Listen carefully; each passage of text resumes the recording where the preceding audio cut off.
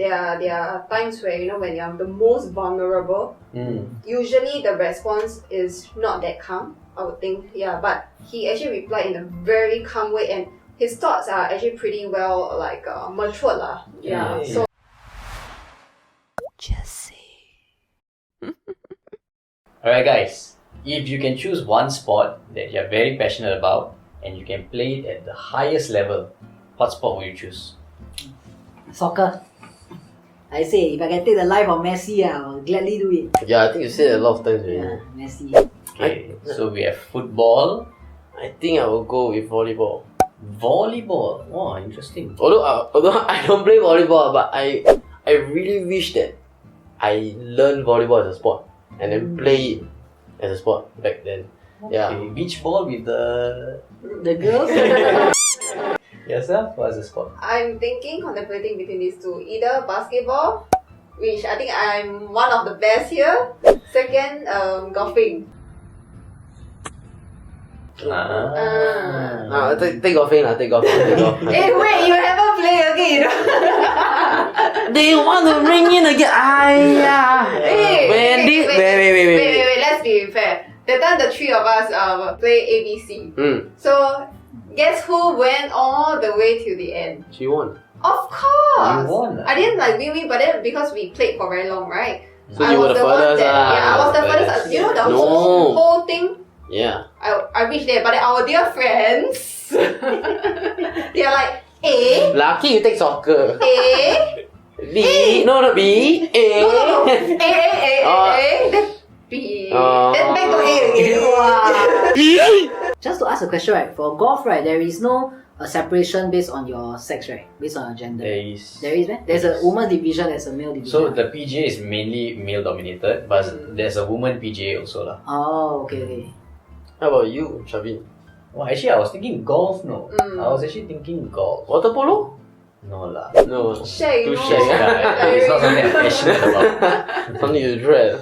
But golf is a very... I give a lot of respect to golf because although it seems so easy just to hit one ball, I try the first few times I miss one. It's not easy at all. Yeah. But the game is actually very fun, no? You know, last time we used to think golf is like an old man's sport. You'll never really enjoy it. But when you get the hang of it, it's a very enjoyable sport. Really? Wow, that time we Never play seen just that. those stupid old people tendency, Okay, so in Singapore, right, there are actually a lot of talented athletes. Imported one lah. Some are imported, but some are actually homegrown also lah. We have our homegrown talents also. And of all of these athletes, there is one who is right on top. Joseph Schooling. Yep. So Joseph Schooling is our golden boy. He's our prime athlete in Singapore. The one that won Singapore's first gold medal, right? One and only gold medal. No, the fact that he wins Michael Phelps when Michael Phelps get 8 gold medals, right? Yep. Yeah. So Michael Phelps is the best Olympian ever. Yeah. He has the most medals in the Olympics. So to win someone like that, I mean, he just won him in one race lah. But to win someone as accredited as Michael Phelps, it's not easy at all. So this is the only guy who did it lah, as in Singapore. For swimming itself, the Olympics is the biggest stage. So recently we had the Olympics and it's in fact ongoing right now lah. Joseph Schooling is in the Olympics, but he recently, just yesterday, he made his exit because he didn't qualify for the semi-finals. So for him, his best stroke is the 100-meter butterfly. Yeah. And it's not an easy stroke lah. It's actually the Not the toughest hardest, stroke. hardest stroke. So that is his forte. And he's a body length clear almost. Can he hold on? We were hoping to see history in the pool, but we are history because Singapore has won an Olympic gold medal. Unfortunately, his timing this time wasn't as good as most of the other swimmers, so he didn't make it lah. Yeah, I read online that he didn't qualify, then he seemed quite disappointed also. And a lot of Singaporeans, like there's these two group of people in Singapore now. One is like saying, oh, he grew complacent because he won the first goal. He over celebrated and stuff like that, and then that's why he didn't train much. And then because of COVID also, and everyone was like supporting him, saying that basically one support one like Throw stones. throw stones at the loss. No, then there's a lot of jokes also because he got deferred from NS because of his he need to he sort of service Singapore for competing in Olympic, right? But then because he got kicked out, then he had to go NS. How old is he actually? He's 26. He deferred all the way to 26. Because he's representing the nation. Some more he's studying abroad. He's studying in Texas, in the States. So yeah, extension.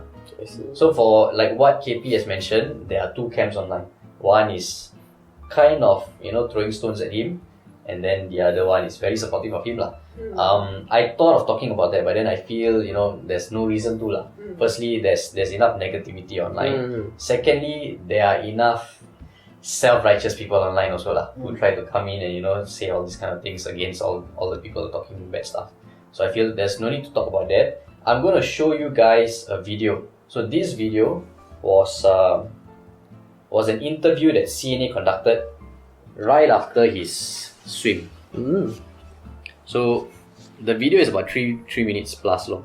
I want to highlight certain portions . This is one of it. But do you think it was because there was a lack of international competitions that perhaps we weren't able to practice enough? Or what do you think were the reasons behind it? I don't know. I mean, there are dozens of reasons, right? Like, at the end of the day, everyone goes through the same things. So, like I said, swimming's an individual performance, and so I can only speak on behalf of my own. But overall, we need to go back to the drawing board and live to fight another day. Right. So what's your plan now for the future? What are you going to do? Oh man, that's a tough question. I just want to go back, talk things over with my team. I definitely don't want to end like that. I know I have plenty left in the tank. The work that we've done this year doesn't reflect in that last swim we've done, or I did. So I know that there's always another chance, like I said. Okay, so that is just a small excerpt of the interview . After listening to what you just listened, I want to know what are your thoughts. Super solid answer. Because he didn't give any excuses. He take the blame for himself, and also when people give him a chance out saying that because there's not enough competition at this period, he said that yeah, it's true, but everybody goes through that, and if everybody goes through that, I cannot use that as an excuse. Yeah, and he just blamed himself that he didn't perform, and then he said that although he didn't perform, he want to continue fighting on. And from that, I think you can see like the level of resilience that somebody playing at that level has, because you give your all, you've been training just for this day, and the results that you achieve in this year's Olympics, right, is far off from whatever you achieved, and the pressure is on your shoulder lah. And even then, right, he said, okay, he said I have plenty left in the tank and stuff like that. And I like how he always uses, he always brings his team on the table to talk also. Like it's not just a me and I and myself. It's like to him I feel like it's a team effort. There's no I in team. And Kobe said I know, but there's an in me in that motherfucker. I feel like his reply was very respectable lah, and can see that he's a resilient guy. I think on top of that, right, also I can see that he probably straight after his swim, right, they interviewed him. So there are times where when you're the most vulnerable, usually the response is not that calm, I would think. Yeah, but he actually replied in a very calm way, and his thoughts are actually pretty well matured lah. Yeah. So I think that is something that I think is remarkable lah. Yeah. I don't know how he really swam so much, and just right after he came out, the interviewer he's panting so hard. And the interviewer, I don't think this is the only 2 questions, right? There's more questions, right? 3 minutes, right? No, this interviewer. Okay, so what Joseph said was actually the first thing that I caught on. This guy, he just went through a defeat. So for him to bite the bullet at that time, respond so calmly, and not just respond in a very professional way, but take responsibility. I feel that was very cool lah. Because we've gone through like training seminars and stuff, right? And one of the things that they teach us in Maslow's hierarchy of needs, right at the top, self-actualization. So there's this one course in particular called the Enlightenment Warrior, right? Where, amongst other things, you will learn how to take responsibility of your actions. There's a concept in psychology, they call this the locus of control. The internal and external. Yeah, internal and external. So whether or not you are the one influencing all your actions and believing that all actions are because of you, or you believe that the external influences your actions a lot. They say that if you want to perform at the highest level, you must be an internal locus of control guy. So this guy, he has the perfect mindset of a champion. Really perfect mindset. It doesn't get much better than this.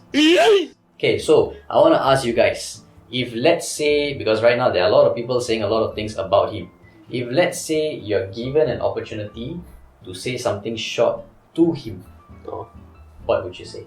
Josephs are the best. Best in everything. This one Joseph drop out. No lah. I want to say that we are very proud of you. Thank you for representing Singapore. And I hope to see what is to come in the future. Yeah. Tomorrow he's going to ICA. What is it? Yeah. He go and change his name. Still on that, I become sentimental. I think call us, I'm like, what the hell, you go IC for what? Okay, how about yourself? How many people can actually be a winner? So the fact that he actually got, a trophy, a real trophy, and he got his winner state, I think how many people can do it? So I think he's really a champion. So yeah, it's good on that. You are a champion. Yeah, and talking about champion, like what you said just now, right? I feel that if I were to say to him, I would say that he has the heart and mind of a champion. And when you have that, right, even a lose right now, right, will never stop you. So 4 years from now, you are going to be on the podium for sure. Yeah.